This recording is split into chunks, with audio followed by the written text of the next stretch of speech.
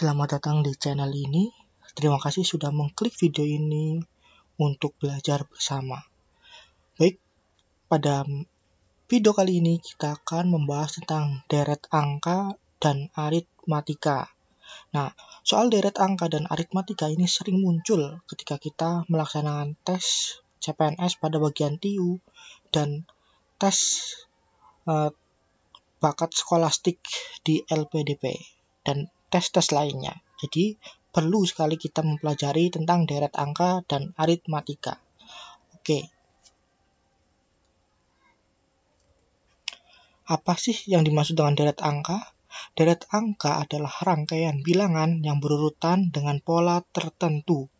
Nah, pola bisa berupa penjumlahan, pengurangan, pembagian, perkalian, akar kuadrat, dan kuadrat. Nah, dalam satu soal, deret angka bisa terdapat lebih dari satu pola, bisa 2 pola, 3 pola. Tapi dalam soal-soal CPNS atau LPDP biasanya hanya 1 dan 2, tidak lebih dari 3. Dan 3 pola itu sudah termasuk jarang. Contoh soalnya seperti apa? Nah, contoh soalnya seperti ini. Ada deret angka berupa 2, 4, 6, 8, dan 10.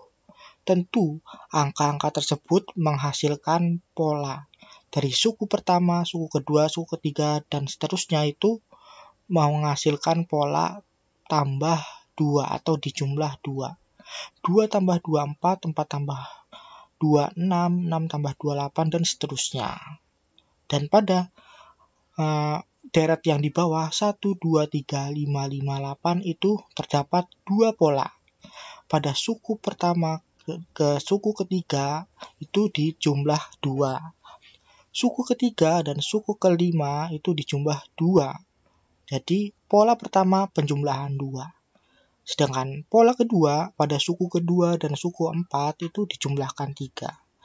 Suku ke-4 dan suku ke-6 itu dijumlahkan 3. 5 tambah 3 adalah 8. Kurang lebih seperti itu gambaran tentang soal deret angka.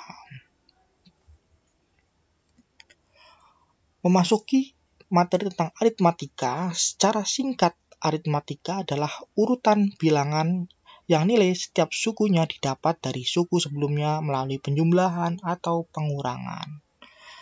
Nah, di aritmatika ini terdapat beberapa rumus yang perlu kita pelajari dan ingat-ingat. Oke. Rumus pertama, saya ambil dari ruang guru, ada rumus mencari suku dalam aritmatika. Nah, bisa dilihat. Jadi, ketika kita menemui soal ada barisan angka 2, 4, 6, 8, dan soalnya carilah suku ke-12.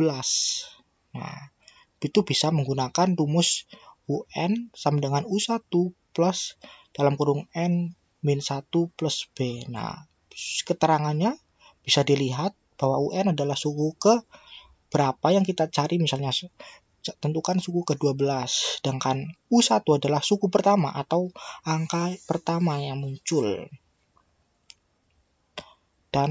Dan B itu adalah selisih antar suku, misalnya 2, 4, 6. Nah, itu kan selisihnya adalah 2.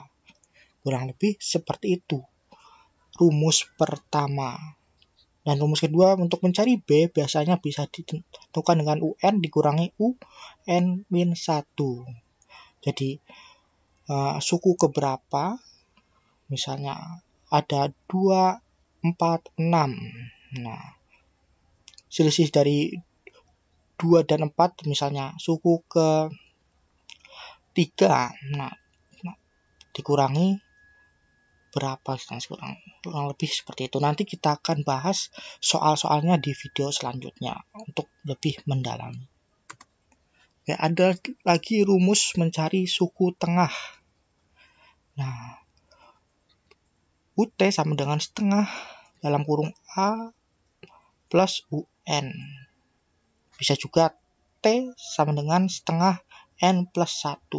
Nanti akan dibahas di video selanjutnya tentang penerapan rumus suku tengah. Dan ketika kita mencari jumlah suku, nah ini ada rumus juga. Sn sama dengan S per N dikali N dalam kurung A plus UN. Nah, nanti juga akan dibahas terkait penerapannya dalam soal-soal di TIU dan di TBS atau tes bakat skolastik LPDP. Jika nanti dalam membaca rumus masih belum terlalu paham, nanti kita akan terapkan di soal agar lebih paham. Baik, mungkin itu saja materi tentang deret bilangan, aritmatika, dan rumus-rumus di aritmatika. Untuk pembahasan soal-soal terkait bisa simak di video selanjutnya.